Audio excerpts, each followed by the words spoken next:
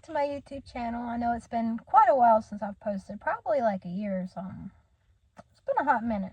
A lot has happened, so let's catch up. So, right now, I'm at a point where I'm trying to embrace vulnerability, honesty, open-mindedness.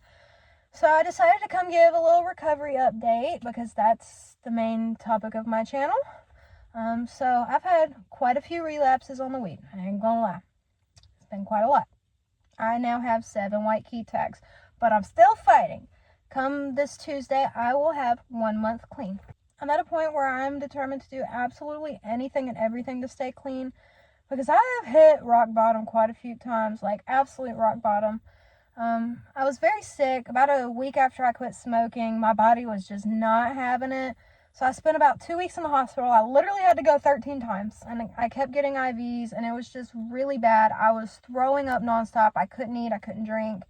So it was really rough. It was hard to be away from my son and just missing meetings and all of that. And I really don't want to have to go back to the hospital. So no more drugs. Don't do drugs. I have cyclic vomiting syndrome and cannabinoid hyperemesis syndrome. So the combination of those two just made me sick. Very, very sick. So I'm about to have a month clean. I am almost done with my step 1. I had to start over again, of course, because I relapsed. I still have the same sponsor. God bless her. Oh my gosh, she has dealt with so much craziness. But she loves me. So, we're still here, still fighting. As for life in general, things have been going pretty good. Before we were living in the really shitty slumlord apartment. We now live somewhere else. It's a lot better. We're a lot happier. Me and Jasper's dad still are not together, of course, but we are still living together.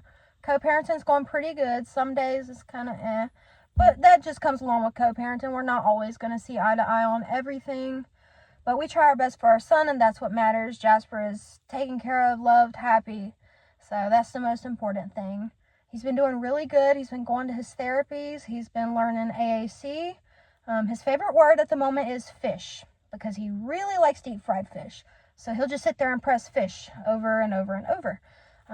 He's starting kindergarten this year in the fall. He's going to be turning 5 over the summer. So we went to kindergarten orientation. We've had an IEP meeting. We're supposed to have another one. I'm a little nervous because I don't know if this school is going to have all the supports that he needs. So he may get sent to another school for children with disabilities. We aren't sure yet because he would have to be referred by the school that he's currently enrolled in.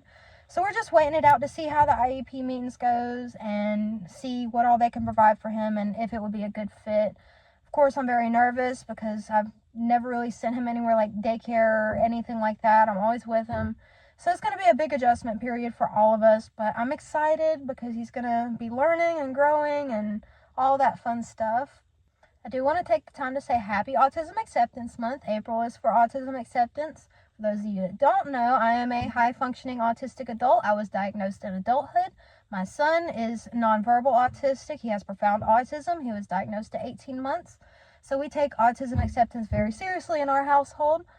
For my fellow autistics out there, just know you're loved and you are perfect the way God made you. And I'm so proud of all of you for everything that you've accomplished, whether you think it's big or small.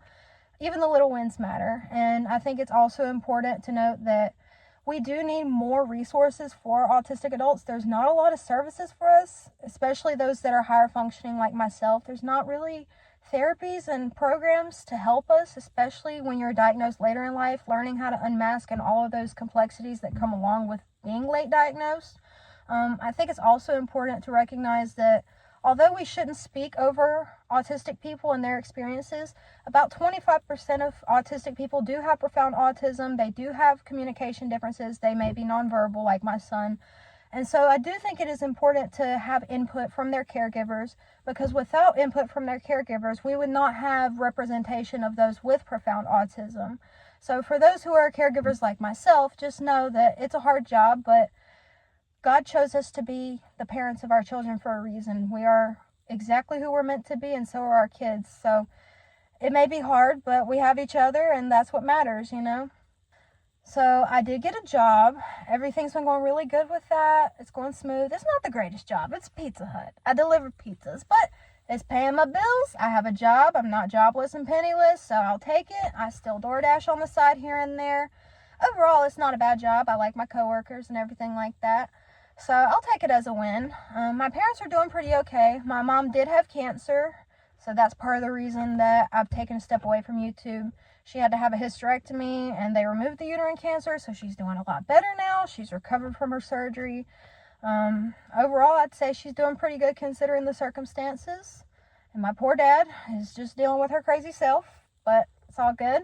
You know, me and my dad and Jasper, we go eat Chinese food every week, and we listen to Jasper press the fish button 50 times. He really loves the Chinese fried fish. So I would say overall, things are going pretty good. You know, there's been some bumps in the road, but that's just life. I'm really wanting to get back into posting more regularly because I need an outlet, because I'm sure that everybody around me is tired of hearing my craziness. You guys just love to listen to my craziness, you know. So if you have any questions or comments or anything to say, leave them down below. Let's chat. Let's talk about some stuff. It's kind of a short video, but kind of easing my way back into things, you know. I'm very excited to see what the future holds. The biggest thing that I've learned recently is that hope and fear both ask us to believe in something that we don't see yet. So I try to choose hope. I have hope that things will get better, you know. I do have a lot of goals and ambitions. I have high expectations for myself. I feel bad about myself a lot of times because I feel like I should be further in life. But I do know at some point, like once Jasper gets settled into school and everything, I want to try to go back to college and get a nice job and do something with my life other than deliver pizzas all day. So I just have a lot of hope because it's either that or fear, and I can't live my life based on fear anymore. I have to have hope that things will get better and things will improve. So, yeah, I think that's about all I got. Thank you all for watching. Again, if you have any questions, comments, concerns, feel free to leave them down below. Let's chat, and I will see y'all in the next video.